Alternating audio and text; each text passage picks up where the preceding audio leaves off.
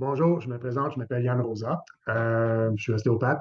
Je vous présente ma présentation que j'ai faite pour mon mémoire que j'ai faite devant le jury pour avoir le titre d'ostéopathe. Ce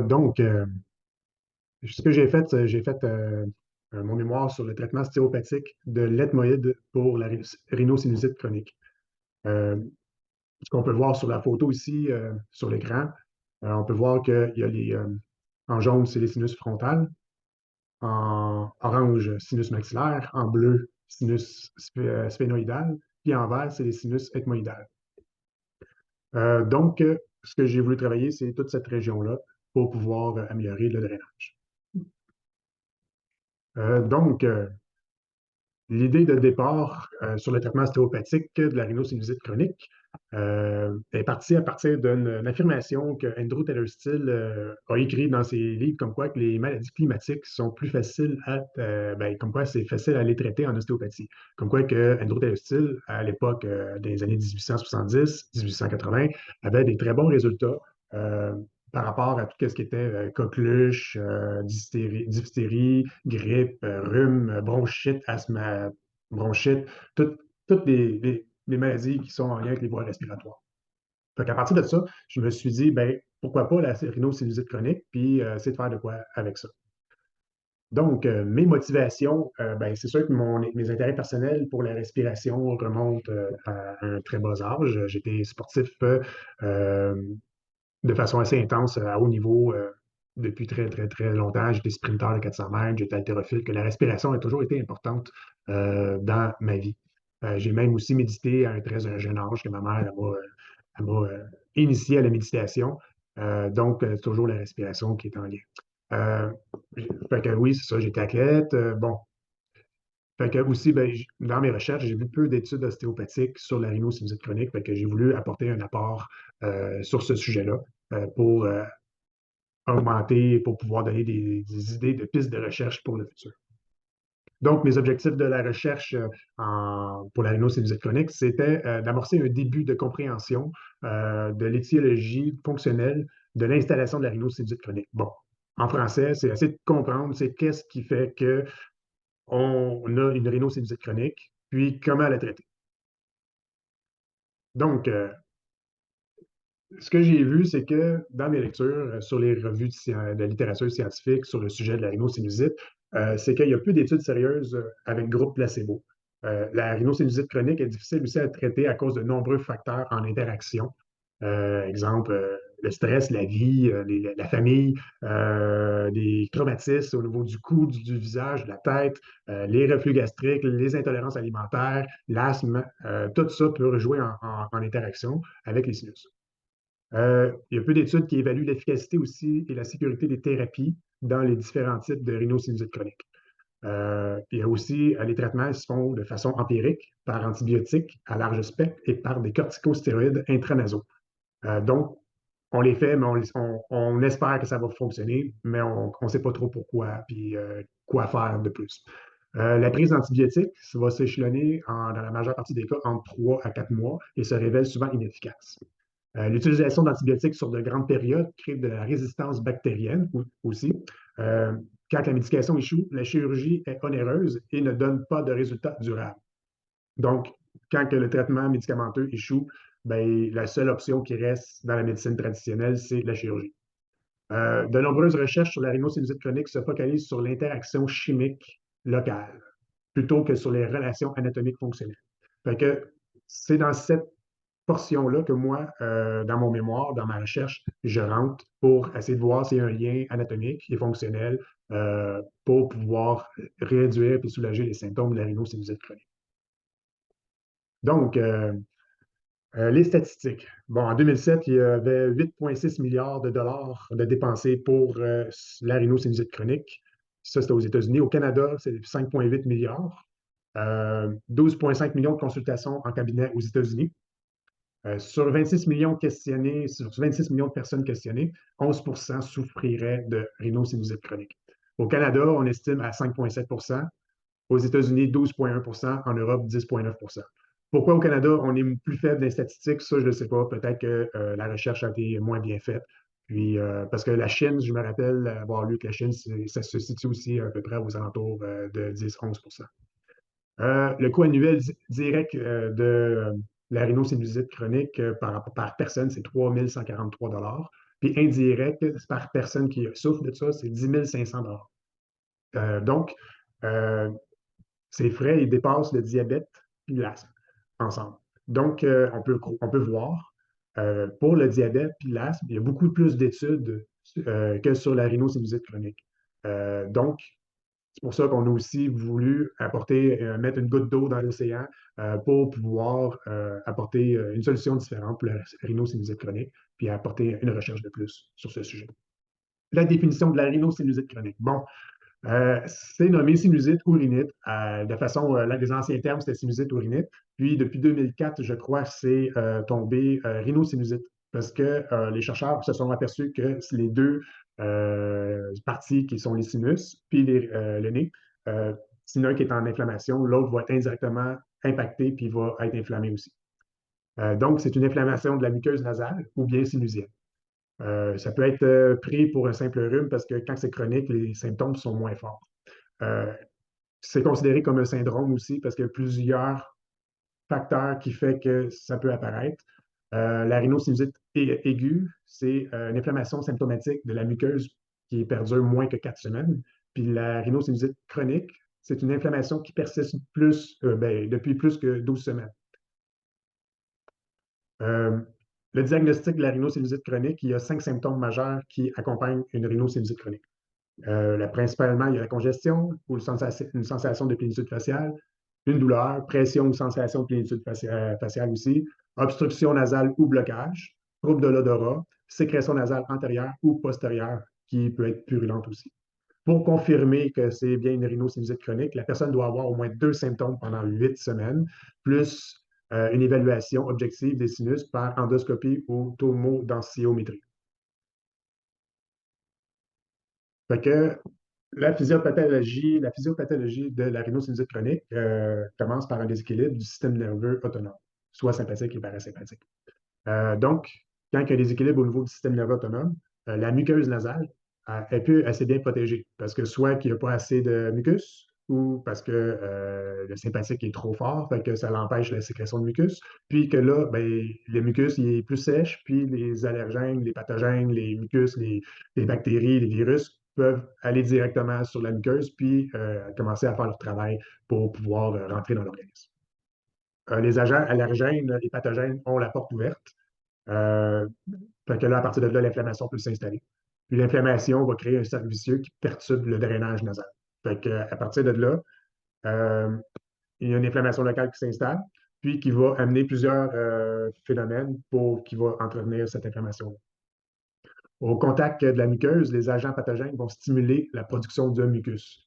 Fait que si on voit ici les agents pathogènes qui sont là, ils vont comme manger, créer une inflammation. Puis les macrophages vont sécréter des cytokines que eux, ils vont appeler des anticorps. Les anticorps vont venir, puis ils vont sécréter aussi des, euh, des molécules pour pouvoir combattre. Donc, les agents de la muqueuse, les agents pathogènes vont stimuler la production de mucus. Cette production-là va faire en sorte que le sodium va être attiré aux capillaires jusqu'aux mucines. Les mucines, c'est les glandes muqueuses pour créer du mucus. Donc, on a besoin de sel pour pouvoir créer du mucus. Ça va amener plus de sang, plus de liquide dans cette région-là. Le nombre de plasmocytes va augmenter par sécrétion de cytokines responsables de la vasodilatation. Parce que les cytokines, eux, vont créer de la vasodilatation, qui va amener plus de sang. Puis là, ben, il va y avoir plus d'anticorps qui vont arriver. Fait que là, il va y avoir une inflammation interstitielle au niveau de la muqueuse qui va s'installer. Euh, le combat entre les anticorps et les pathogènes, les éléments pathogènes, vont créer du mucus purulent. C'est du mucus vert, jaune. Puis, le mucus va empêcher les cils de se drainer. Parce que plus qu'il y a de mucus, moins que les cils vont être capables de faire leur action d'avant-arrière pour drainer le mucus. Il va y avoir aussi un cercle vicieux inflammatoire local, car le mucus va empêcher les cils de bouger. Les corps morts dans le mucus vont nourrir les bactéries, parce que les bactéries ont besoin de nourriture, puis ils vont prendre les corps qui vont traîner sur le champ de bataille, puis ils vont manger ça pour avoir plus d'énergie, plus de protéines. Fait que, donc, les bactéries si c'est une inflammation bactérienne, les bactéries vont sécréter un biofilm protecteur qui va être hyper performant contre les anticorps. Fait que les autres, ils vont se fabriquer une coque, puis ils vont se protéger par rapport à ça, à cause qu'ils vont avoir des corps morts, puis ils vont pouvoir se nourrir, puis se protéger, ainsi de suite. Donc, c'est comme une roue qui tourne. Euh, Puis en ostéopathie, on va revenir tantôt avec l'ostéopathie, avec le traitement que j'ai fait pour ma chaîne de traitement dans l'étude, mais le but, c'est de stimuler la fonction normale du corps pour éviter justement une stase pour que les anticorps aient un travail favorisé ou bien optimisé par la mécanique du corps. Donc, les causes et les formes de la rhinocénusite chronique. Il y a plusieurs causes, plusieurs formes de rhinocénusite chronique. Il y a des rhinocénusites allergiques, ça veut dire tout ce qui est poussière, température, chaud, froid, aux champignons, au pollen, aux produits toxiques, aux médicaments, à l'alimentation aussi. Ça veut dire si on a des intolérances alimentaires, aux produits laitiers, la viande, les gluten, tous ces trucs-là peuvent donner des réactions allergiques. Euh, la rhinocénusite bactérienne aussi peut aussi avoir lieu. La rhinocénusite chronique localisée, c'est-à-dire soit frontale, soit d'origine dentaire suite à une extraction dentaire. La rhinocénusite chronique infectieuse, c'est-à-dire ben, le système immunitaire, il ne fait pas son travail, fait que c'est la première place où est-ce que les agents pathogènes peuvent rentrer, c'est par là qu'on respire. Euh, Donc, il y a aussi une mucoviscidose ou une dyskinésie ciliaire. Une dyskinésie ciliaire, ça veut dire que c'est les cils du nez, de la muqueuse qui ne font pas leur travail de drainage. La rhinocénusite chronique est associée aussi à une vascularite, donc une inflammation des capillaires. Elle peut être aussi non allergique, c'est-à-dire quand c'est non allergique, ça peut être avec polypes nasaux ou sans polypes nasaux. La rhinocénusite, elle peut être aussi vasomatrice, c'est-à-dire que le système nerveux autonome peut être en interaction avec les sinus. Donc, c'est une hyperactivité sympathique ou bien une hypoactivité ou une hyperactivité parasympathique ou une hypoactivité va favoriser la rhinocénusite. Les causes, bon, comme on peut voir, sont variables. Ça peut être aussi une blessure ou un coup sur le nez, un coup de poing, on est tombé, on a joué avec notre enfant, puis on a eu comme un genou sur le nez. Ça peut être ça. Ça peut être une commotion cérébrale. Ça peut être aussi des conséquences de maladies qui viennent d'une partie qui est en relation avec le nez. Exemple, reflux gastrique. Quand on dort, le reflux va remonter dans la bouche, puis ben, c'est proche des muqueuses nasales, donc ça peut irriter les muqueuses nasales. L'asthme, ça peut être aussi en lien avec les sinusites, parce que c'est à peu près le même système, le système respiratoire, mais c'est aussi tout le système nerveux qui est en lien avec ça. La chirurgie de la sphère ORL, fait que toutes les chirurgies au niveau des oreilles, du nez, de la bouche, des dents, des yeux, ça peut avoir un impact sur la fonction du nez. Les traumatismes, bon, les chocs, les accidents, les whiplash, tout ça. Les allergies alimentaires, on en a touché un mot tantôt. Le stress, donc le stress en lien avec le système nerveux autonome, le système nerveux sympathique, ça va augmenter le taux énergétique et il va baisser aussi les défenses immunitaires. Parce que si on prend plus d'énergie dans le corps, ben, cette énergie-là, on ne l'a pas pour lutter contre les envahisseurs. Donc, il va y avoir une baisse de défense immunitaire. Puis la roue continue. Donc, une lésion de la région cervicale peut aussi entraîner une rhinocénusite. Une lésion va peser sur un ganglion, mettons, si on a une vertèbre au niveau de C2, au niveau cervical, une vertèbre haute ici, si elle est un peu tournée, puis que tous les muscles et tissus tiennent cette vertèbre-là en rotation, ça va faire en sorte que ben, cette vertèbre-là va peser, va mettre une pression sur le ganglion cervical supérieur, puis ce ganglion-là va tout aller innerver la, au niveau de la tête. Fait que toutes les artères, toutes les muqueuses, si on a une défense à faire, un stress, ben, ça va être en surréaction par rapport à ce qui est supposé normalement. Donc, le traitement médical de la rhinocénusite chronique se fait habituellement par antibiotiques puis par corticostéroïdes. Ces traitements-là ne sont pas spécifiques, puis ils n'éliminent pas la source de la sinusite non plus. Ça va être aussi, c'est des traitements qui ciblent difficilement le bon pathogène, euh, parce que le nez, on respire l'air qui est environnant, fait que tout ce qu'il y a dans l'environnement, on l'a dans notre nez. Fait que c'est difficile de cibler parce qu'on a beaucoup de pathogènes, beaucoup de virus déjà dans notre nez. Puis quand on a un équilibre dans notre système immunitaire puis dans notre fonctionnement, vos irrigations sanguines, puis tout ça, lymphatique, puis mais le corps est capable de se défendre puis de maintenir cet écosystème-là le plus bas possible. Quand il n'est pas capable de faire son travail, ben, c'est là qu'il y a un agent pathogène qui va ressortir. Mais c'est ça, la difficulté, c'est de cibler le bon.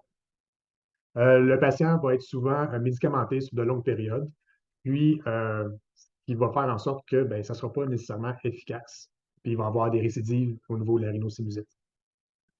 Donc, les conséquences de la médication. Il y a des conséquences. Chaque médication a toujours des effets secondaires.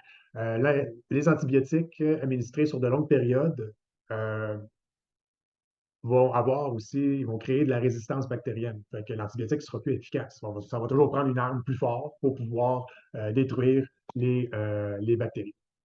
Les corticostéroïdes intranasaux peuvent provoquer plusieurs symptômes comme des céphalées, des épitaxies, ça veut dire du saignement de nez, l'anosmie, ça veut dire une diminution d'odorat. La perforation du septum nasal, ça, c'est un cas extrême, mais ça peut faire fondre les tissus au niveau du nez puis créer une communication entre les deux narines. Euh, le trouble de la muqueuse nasale, ça peut perturber le fonctionnement de la muqueuse. Ça peut créer une perte d'odorat, de l'hyposmie. Euh, le syndrome de Cochin, ça veut dire ça, c'est quand on a trop de corticostéroïdes dans le corps, la personne va commencer à ressembler à un crapaud. Ça veut dire un gros ventre, des vergetures sur le ventre, l'amaigrissement des muscles, la face qui va gonfler, les doigts qui vont gonfler. On appelle ça la maladie du crapaud.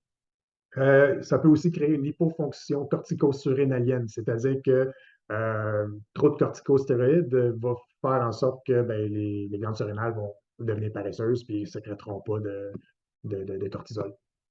Euh, donc, la cortisol dans le corps, c'est un anti-inflammatoire naturel. C'est pour ça que ça peut être problématique. Le retard, ça peut aussi, trop de corticostéroïdes, provoquer un retard de croissance non contrôlé. Donc, la chirurgie de la rhinosinusite chronique va être la solution extrême. Ça va être souvent injustifié ou fait par un mauvais diagnostic. Euh, Ça peut comporter des risques de séquelles et de complications pour le patient dans l'avenir. Donc, mes idées de départ pour mon mémoire en ostéopathie pour la rhinosinusite chronique sont parties des 4 principes de base de philosophie en ostéopathie.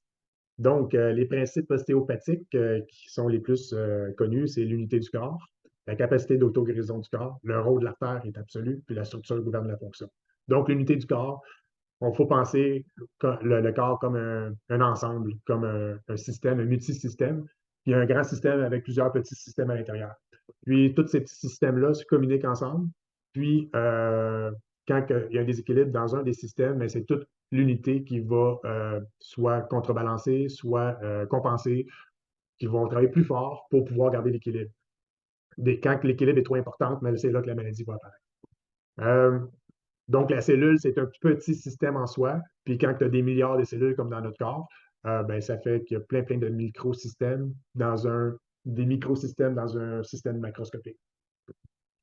Donc, la capacité d'auto-guérison du corps. Le corps, quand il est en équilibre, quand il bouge bien, quand il y a tout ce qu'il faut, comme il n'y a pas de restriction de mouvement, ben, le corps va être apte à s'auto-guérir par lui-même, à faire tout le processus d'auto-guérison en sécrétant les bonnes hormones, en sécrétant les déchets, puis en ayant aussi plus de vitamines, plus de protéines, plus de sucre, ainsi de suite.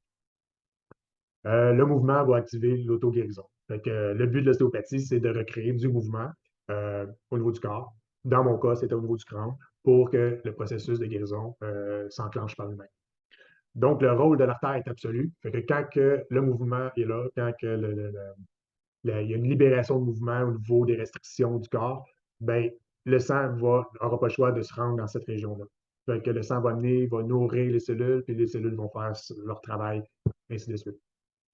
Donc, la rôle de l'artère qui est absolue, ça peut être le nerf, ça peut être l'artère, ça peut être les canaux lymphatiques. Toutes ces trois choses-là sont intimement interreliées. Donc, Si l'un ne fait pas bien son travail, ben, mettons le nerf il est coincé, l'artère va en souffrir parce qu'il se fait énerver par le nerf, puis l'artère va aussi irriguer le nerf. Donc, si l'artère ne fait pas bien son travail, le nerf n'aura pas sa nourriture. En n'ayant pas sa nourriture, ben, il va moins bien faire son travail d'innervation. Donc, la structure gouverne la fonction. Fait que, encore, si l'articulation, les os sont figés ensemble, il n'y a pas de mouvement, qu'il y a une inflammation, ben, ça va créer un cercle vicieux. Quand on libère la structure, ben, la région va avoir une meilleure fonction, une meilleure nutrition, une meilleure santé. Donc, dans mon mémoire, j'ai focusé principalement sur l'ethmoïde. Là, on arrive dans le vif du sujet pour l'ostéo, pour le traitement. Donc, l'importance de l'ethmoïde, au niveau du développement, au niveau embryologique, c'est un des premiers os à être formé avec le sphénoïde puis l'occiput. Le sphénoïde, c'est les tempes, l'os en arrière des yeux. L'occiput, c'est l'os ici en arrière de la tête. Puis l'ethmoïde, c'est l'os entre les deux yeux, mais profond entre les deux yeux. Donc, ça va être le seul os qui va être pneumatisé dès la naissance. C'est-à-dire, on est, puis cet os-là, il y a déjà des sinus pour respirer. Euh, c'est un os qui est en rapport aussi avec tous les autres os du visage, c'est-à-dire maxillaire, comme qu'on peut voir ici sur l'image. Euh, Ici, on peut voir qu'il y a en mauve, c'est l'ethmoïde. Après ça, en bleu, l'os lacrymal. En rouge, l'os maxillaire. En brun, c'est l'os nasal, c'est le cornet nasal inférieur. En jaune, ici, c'est l'os nasal. En, en orange, on va dire, un autre orange, l'os frontal. En bleu, l'os palatin. Puis en brun-orange, en arrière, c'est l'os sphénoïde. Puis l'os sphénoïde, ici, en arrière, il y a l'occiput qui commence aussi. Donc, tous ces os-là sont en relation avec l'ethmoïde. Donc, s'il y a un manque de mouvement, de mobilité, l'ethmoïde va en souffrir. Euh, donc, un coup sur le massif facial peut ralentir la croissance de l'ethmoïde. Quand on est jeune, l'os il grandit, le massif facial va s'agrandir avec l'âge. Mais si on a un coup, ben, ça va retarder le développement du massif facial, puis ça peut créer des problèmes au niveau des sinus. Les atteintes minimes en apparence peuvent causer des problèmes de croissance durant la petite enfance jusqu'à l'adolescence, parce que l'os se suffit à l'âge de 16 ans. Euh, donc, l'écoulement des sinus. Ici, on peut voir que les flèches en noir, je ne sais pas si on voit bien, les flèches en noir montrent l'écoulement des sinus. Fait qu'on voit le sinus frontal en haut ici, on voit le sinus maxillaire en bas ici, on voit le sinus ethmoïdal ici. On voit que le sinus frontal passe à travers l'ethmoïde, puis le sinus maxillaire passe en dessous, mais qui est quand même en lien. On peut voir dans l'image, où est-ce qu'il y a plus de noir, l'orbite au niveau de l'œil, les muscles. Puis ici, il y a un os planum de l'ethmoïde, c'est la partie extérieure de l'ethmoïde, puis il y a des trabécules osseuses qui s'en vont avec en bas le cornet nasal moyen. Donc, pour avoir un effet intéressant sur les sinus ethmoïdales, il faut aller travailler le cornet moyen aussi pour avoir une stimulation au niveau des trabécules de l'ethmoïde. Donc, par la suite, on peut voir que l'ethmoïde, les sinus ethmoïdales sont organisés en deux systèmes. Il y a un système antérieur en bleu, un système postérieur en rouge. Donc, ces systèmes-là sont réglés, sont régis par la bulle ethmoïdale ici, entre la bulle bleue et rouge. Puis, ça va faire en sorte que, ben, on peut voir aussi le cornet moyen qui est là, si on suit ma souris. Ce cornet moyen-là va être en interaction avec une majeure partie des sinus parce que ben, il y a de la peau qui recouvre ça, de la muqueuse. La muqueuse recouvre aussi le cornet moyen, le cornet ici supérieur et plus haut, le cornet suprême. Quand on stimule le cornet moyen, il est logique de penser qu'on va avoir un impact sur la muqueuse. Puis la muqueuse tapisse aussi les trous qu'on voit. C'est des ostiums. Ces trous-là peuvent être enflés, peuvent être inflammés. Puis ben, le mucus peut être empêché de sortir à cause de l'inflammation. Avec la stimulation du cornet moyen, on peut aller stimuler les ostiums pour permettre un meilleur drainage. Donc, l'empiètement des sinus de l'ethmoïde, bon, on peut voir avec l'os frontal puis l'os sphénoïdal qu'il peut y avoir plusieurs empiètements entre l'ethmoïde, l'os frontal et l'os sphénoïdal au niveau des sinus. Ici, on peut voir une vue interne, externe. On regarde vers l'extérieur, du côté droit du visage. Ici, c'est l'orbite, c'est l'œil qui a été enlevé. Ici, c'est l'os maxillaire qui a été découpé. Puis on peut voir au niveau de l'os maxillaire, euh, le sinus maxillaire. Puis on peut voir ici le processus, un sinus de l'ethmoïde qui va rejoindre l'os nasal inférieur, puis aussi l'os lacrymal aussi. En arrière, ben ça, c'est une place importante parce que c'est le ganglion sphénopalatin, c'est au niveau du système nerveux sympathique. Lui, ben, on peut le stimuler par l'intérieur, au niveau de la bouche. Ça va aller stimuler le système nerveux sympathique pour pouvoir, on va dire, faire un reset pour permettre au système nerveux parasympathique de faire la sécrétion de mucus. Parce que si le sympathique est trop activé, il va avoir moins de sécrétion de mucus pour les sinus. En haut aussi, on peut voir en bleu les trous ethmoïdales antérieurs et postérieurs. C'est par là que le nerf trijumeau, euh, la première branche va passer euh, avec les artères, les capillaires, les veines. Fait que ça peut être important aussi à aller porter une attention entre le frontal et l'ethmoïde. Donc, le questionnement par rapport à mon mémoire. Euh, je me suis questionné à savoir est-ce que l'ethmoïde est vraiment là, à privilégier dans le traitement de la rhinosinusitis chronique.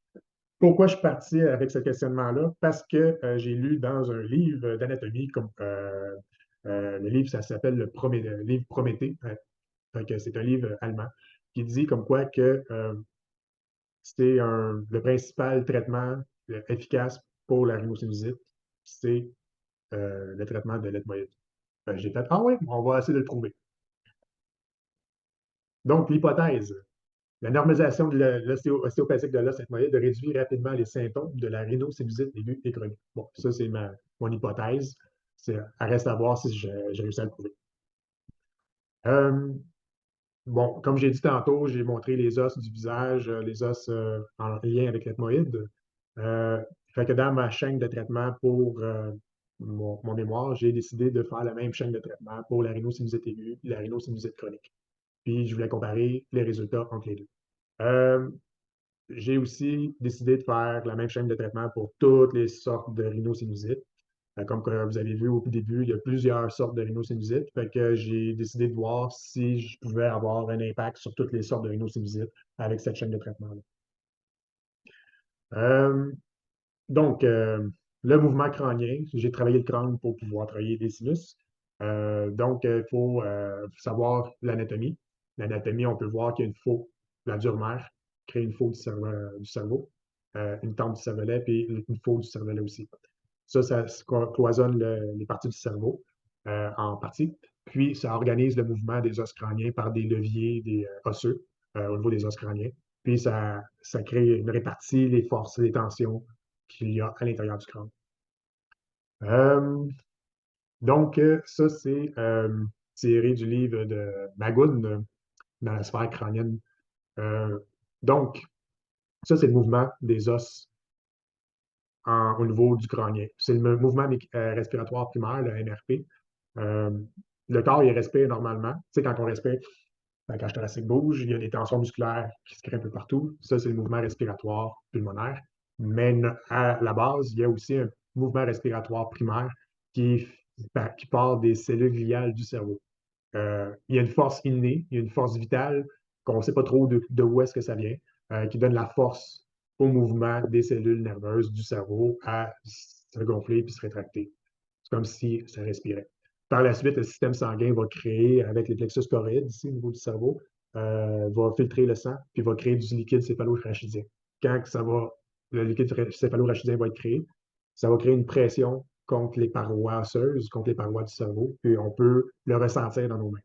Fait que ça va créer des mises en tension au niveau de la dure mère, au niveau du crâne. Puis là, on peut voir la dure mère qui tapisse les os de la base, le sphénoïde, l'occiput, tout passe par le foramen magnum, les vertèbres cervicales supérieures ici, dont l'atlas, l'axis, puis la troisième vertèbre, va s'attacher dessus. Après ça, va avoir des attaches au niveau des ligaments de Trollard, au niveau lombaire, qui n'est pas montré ici, puis au niveau sacré, puis au niveau du coccyx.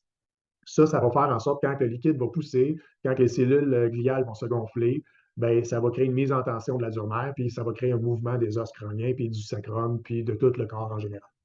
Puis à partir de là, je me suis, j'écoute les os du crâne pour vous dire si ça bouge pas, si j'ai besoin de le traiter ou pas, si le traitement a bien fonctionné ou pas. Donc, les mouvements des os médians. Bon, ben, je vais expliquer le mouvement des os. On va revenir ici. À l'inspire, il y a un mouvement d'ouverture qui se crée. Puis, les os de la base vont bouger en roue dentelée. Fait que l'occiput va reculer, puis le sphénoïde va avancer. Il va faire une flexion. On appelle ça une flexion. Donc, les mouvements des os du crâne vont suivre l'inspire. L'image montre l'inspire. Fait que l'occiput fait une flexion, le sphénoïde fait une flexion avant, puis l'occiput une flexion arrière. On peut voir que là, ben, ici, on appelle ça la symphyse sphéno-basilaire, va monter. Par la suite, on voit ici, au niveau du nez, ça, c'est l'ethmoïde. L'ethmoïde aussi, il va basculer, mais en roue dentelée, c'est-à-dire il va faire le mouvement inverse du sphénoïde. Le frontal va suivre, l'os palatin va suivre aussi, tout en roue dentelée. On peut voir à droite l'os ethmoïde, comment il va faire sa flexion, comment que les labyrinthes ethmoïdaux vont s'ouvrir aussi lors de la flexion. Puis, même chose, l'image d'en bas montre l'ouverture du labyrinthe ethmoïdal. Donc, les mouvements des os de la face vont se faire, ça, c'est à l'inspire. On peut voir que tout va chercher à s'ouvrir vers l'extérieur. En résumé, c'est ça. Sinon, je pourrais passer beaucoup plus de temps à expliquer. Fait que moi, je me suis concentré sur le mouvement des os de la face pour pouvoir déterminer mon travail, pour faire mon travail au niveau des sinus et de l'ethmoïde. Fait que les résultats de recherche, en conclusion, je me suis basé sur un questionnaire sur les conditions sino-nasales. Ça, c'est le questionnaire que j'ai traduit du SNOT 22. Euh, c'est, il y a 22 questions. Il y a 5, il y a 5 évaluations. Il y a 5 points par question. Puis 0 marque aucun. 1, c'est très léger. Puis 5, c'est très sévère. Puis à partir de là, j'ai euh, fait des résultats. J'ai eu 13 participants. J'ai eu donc 12 participants. Puis dans ces 12 participants-là, j'ai eu une personne qui avait des rhinosinusites aiguës. Fait que j'ai fait un traitement à cette personne-là. Après ça, elle m'a dit j'en ai assez, je suis tout à fait guéri, j'en ai plus besoin. Fait qu'après le premier traitement, avec cette personne-là, on a eu 90,7 d'amélioration de ses symptômes. Donc, ça peut être très intéressant pour ceux qui font des rhinosinusites aiguës, mais qui peuvent faire ça plusieurs fois dans une année, de se faire traiter en ostéopathie pour ça. Par la suite, les 10 autres candidats, c'était toutes des rhinosinusites chroniques, mais avec des histoires de cas complètement différents d'une personne à l'autre. Donc, avec il y en a qui ont des chirurgies, il y en a qui ont eu des chirurgies à l'oreille, des chirurgies au niveau du septum nasal, d'autres, c'était des chirurgies au niveau des polypes. Puis, par la suite, ils ont eu des conséquences au niveau des sinusites, puis des rhinites, puis ainsi de suite. Donc, ce qu'on peut voir, en vert, c'est les améliorations les plus hautes. En rouge, c'est les résultats les plus bas qu'on a eu dans les traitements. En noir, c'est les résultats qui sont médians, on va dire neutres. Donc, on peut voir lors de la deuxième évaluation, la première évaluation, du traitement, du deuxième traitement, les personnes ont eu en moyenne 21,92 d'amélioration. Il y en a qui ont eu 47 73, 7 24 mais la moyenne en tout, c'est 21. La deuxième évaluation, par rapport, rendu à la troisième évaluation, les gens ont eu un petit peu plus de résultats, 25 de résultats. La quatrième évaluation, les gens ont eu plus de résultats encore, 32,85 d'amélioration de leurs symptômes. Donc, j'ai fait 3 traitements. Après 3 traitements, il y a eu 32,85 d'amélioration par rapport à la condition de départ. Donc, on peut penser que plus qu'on va donner de traitement, plus qu'on peut avoir de l'amélioration dans ces conditions de rhinosinusites chronique. Il y a 2 personnes qui m'ont demandé, deux candidats qui m'ont demandé un traitement de plus. Donc, on peut voir un traitement de plus. Candidat numéro 10 ici a eu 48,98 d'amélioration, tandis que la cinquième évaluation, 53 Fait qu'il y a eu quand même eu plus d'amélioration. Candidat numéro 11, 38,03 puis le candidat numéro, la cinquième évaluation, 47,07 Donc, il y a eu quasiment eu 10 d'amélioration puis l'autre, le candidat numéro 10, à peu près 5. Fait que c'est prometteur. Ça reste que c'est une micro-étude. C'est pas quelque chose qu'on peut être sûr à 100% de tous les résultats. Pour des personnes pour qui ça a très bien fonctionné, pour d'autres moins bien. Puis, des fois, ça peut être à refaire dans le temps. Donc, les suggestions pour le futur, les futures recherches sur la rhinosinusites chronique. Euh, donc, il faudrait prendre, moi j'ai pris en compte juste les os du visage avec le crâne, puis un peu le cou au début comme première approche, mais je traitais pratiquement juste les os du visage, puis je faisais cette chaîne de traitement-là pour tout le monde. Fait que je la modifiais pratiquement pas pour chaque personne. Donc, pour avoir un meilleur impact, il faudrait prendre le système nerveux autonome en ligne de compte, parce que je voulais comme rendre mon traitement, ma thèse, mon mémoire moins complexe, mais le système nerveux autonome pourrait être très intéressant parce que c'est lui qui gère toutes les réponses au stress. Donc, ça peut être en lien, très intéressant en lien avec la rhinosinusique. En même temps, on pourrait prendre en compte le nerf trijumeau parce que c'est lui qui gère toutes les sensations de douleur au niveau du visage. Puis, il est en lien avec le système nerveux autonome, fait que ça fait une boucle rétroactive. Ça peut être intéressant de travailler ces deux-là en ostéopathie. On pourrait prendre aussi en compte le rachis thoracique et cervical au niveau de C6 à T4, parce que on pourrait dire de C0 à T4 parce que c'est tout le système nerveux autonome, sympathique, qui est en lien, qui remonte à la tête. Donc, s'il y a une lésion vertébrale, une dysfonction, ça peut appuyer sur un ganglion nerveux qui va innerver la région de la tête.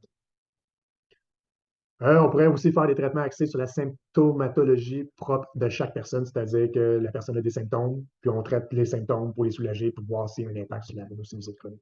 On pourrait aussi faire un traitement sur la dysfonction ostéopathique rencontrée en lien avec la rhinosinusiite chronique. C'est-à-dire la personne, elle se présente, on l'évalue, OK, on dit ton talus ne bouge pas bien, ton sacrum il est en dysfonction, tes vertèbres, il y a des dysfonctions, tu as une épaule plus basse, ton diaphragme ne bouge pas bien. Tout ça peut être en lien avec la rhinosinusiite chronique. Fait que ça serait intéressant de voir si on a des meilleurs résultats en faisant ça que juste une chaîne au niveau des os du visage.